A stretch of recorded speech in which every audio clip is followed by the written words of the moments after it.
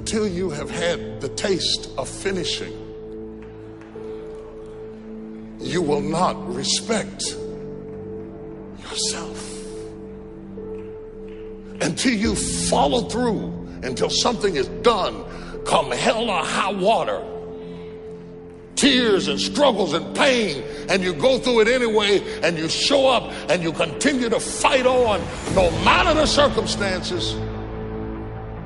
After a while, something begins to wither inside of you. How do you do that? How do you change your mind away from fear to big, hairy, audacious goals? How do you do this thing where you become what you think about? How do you think about something different? Well, you do what you're doing now, but you do it on such a consistent basis that it changes the makeup and the shape of your psyche, your spirit, and your future and your destiny. You need to learn to think, because thinking makes you act effectively in the world. Thinking makes you win the battles you undertake, and those could be battles for good things. If you can think and speak and write, you are absolutely deadly. Nothing can get in your way. Number one thing in your world is not your education. It's your dream. So what you dreaming about, y'all? What you still dreaming about? What is God still showing you in your imagination? What are you so afraid of? Why would you not take that leap and go for it before you mess around and die? Why would you not go and see what God really got for you before you leave this world? Why would you hang on to a job? If you live in paycheck to paycheck right now, when you retire, they're going to give you 1/3 of what you can't live on now. They're going to give you a gold watch and a turkey, and they're going to set you on out to pasture. If I was you, before I leave this world, I'd go see what God really got for me. Just take a chance. Now here's why you should take the chance. Name me one time God has not pulled you through. Just name it. Name the one thing God has never pulled you through. If he ain't pulled you through it, he's currently pulling you through it right now. And the reason I know I'm telling the truth is because you're sitting in here. If God was through with you, he wouldn't wake you up no more. When he wakes you up, it's because he ain't through with you yet. He got something else for you. So why don't you go see what that is?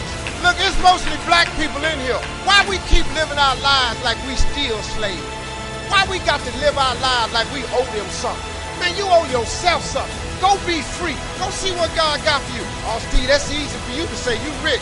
Hell, did you hear me? I lived in a car for 3 years. On October 8th, I won $50. October 9th, I quit. How big a jump you want to take?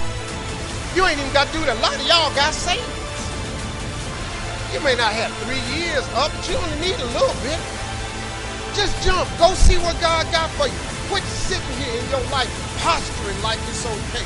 Quit funking the fake. Quit faking the funk. Quit got people thinking you something you ain't, man, when you really know you won't be something else. Some people quit because things are out of control. Nobody quits what you can control. But the moment you get in something where you don't get your way, or you get reprimanded, or you get corrected, or you go through this, or you go through that, or you go through the other, or it's bad conditions or bad circumstances, the first thing the immature mind says is, this is ridiculous, I quit. My self-esteem, even though I was building it up and I lost weight and stuff like that, I'm now around the most uncommon of uncommon people.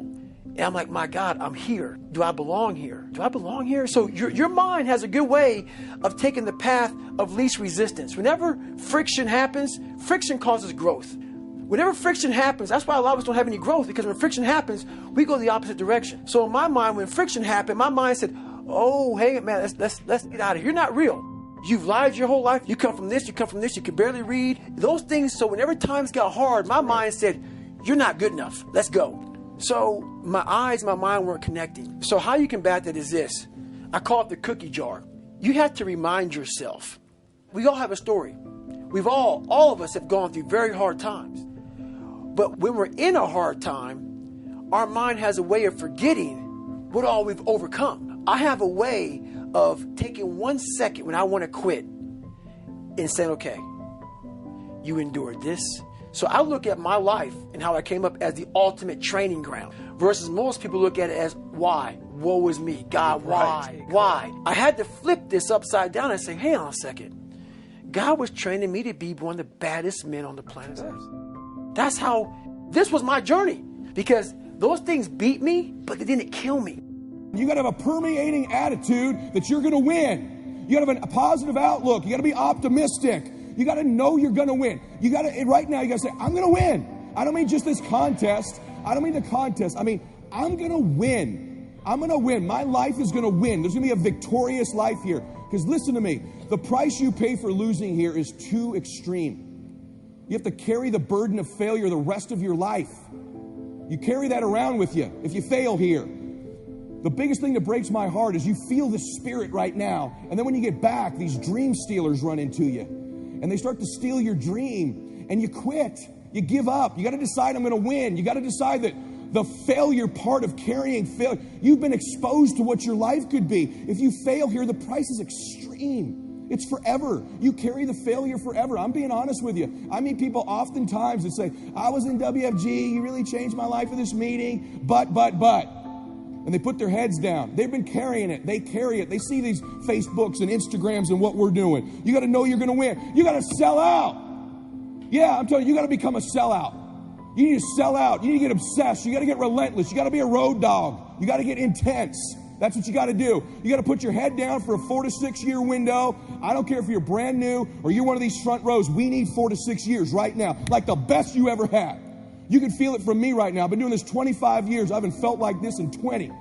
This is going to be the best run we've had. We're playing offense again. We're selling the dream again. You can feel it. We got some swagger at this convention, don't we? You can feel it. You can see the videos. We need your best. Let's go on a run. See, we're a family. We're a dysfunctional family sometimes, but we're a damn family. We don't always get along, but at the end of the day, we've done something great together. We've made history together. It's so funny we're talking about something. There's nothing even remotely, there's not even something even 22% the size of WFG. It's hilarious that somebody would think that there's something like this. My God, this is a behemoth. This is the Lakers, this is the Yankees, this is the Celtics, this is the Dallas Cowboys, this is the Patriots. There's nothing like it in the world. There's some dream stealers. You need to look out for these 4. I don't want them to happen to you. You ready? Say yes. Dream stealer number 1 that'll take you out of here. Lack of confidence or faith. Lack of belief. It'll steal your dream. You got to know you're going to win. You got to have some faith. These people sitting around you right now, they're whispering to you, you could do this. I believe in you. Just like when you were a little boy. Just like when you were a little girl. They've always believed in you. They've always known you were going to do something special. They always knew you were great. You need to know it. You need to take that God that's sitting there with you and those precious souls that have passed, that have always believed in you, and you carry them with you everywhere. They're with you anyway. Acknowledge them. If you don't believe that, honor them. Honor God. Honor these people who believed in you with your magnificent life. Honor them. Don't give in to lack of belief, lack of confidence. Don't ever do that again. Don't do it in WFG or out of WFG. You were made to do something great. You're special. You were made in the image of God. Something awesome's supposed to happen for you. And those of you that have made something awesome happen, something even more awesome's supposed to happen for you. Is the greatest single obstacle to our success is our self-limiting beliefs. Is we believe that we're limited in some way. Our friend this morning was talking about the fact that each person is a potential genius, that you have genius inside you, that you have unlimited potential, which is what we agree, we believe passionately. But if we believe that we are limited in some way, it becomes true for us. It becomes our belief.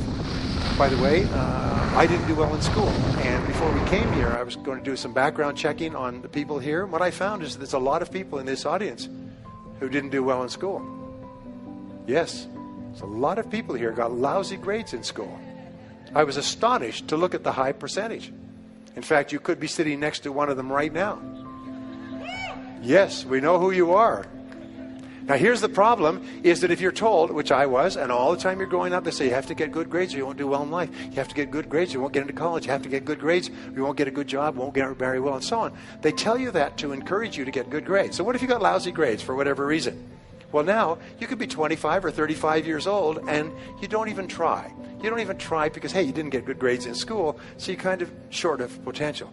And what we do is we actually sabotage ourselves. We drive with our foot on the brake of our own potential because we think, well, I didn't really get good grades in school. And then you read the studies and you find that most of the people who got straight A's work for the people who got B's. And the people who got B's work for the people who got C's who own the companies. And the people who own the companies got the money from the venture capitalists, all who got D's in school. You know, and so the grades that you got in school are irrelevant. But if you believe that because you got poor grades or because you didn't get started, you didn't go to college or something else, if you believe it becomes true for you. So the first thing you do is you have to challenge your self-limiting beliefs and realize that most self-limiting beliefs have no foundation in reality.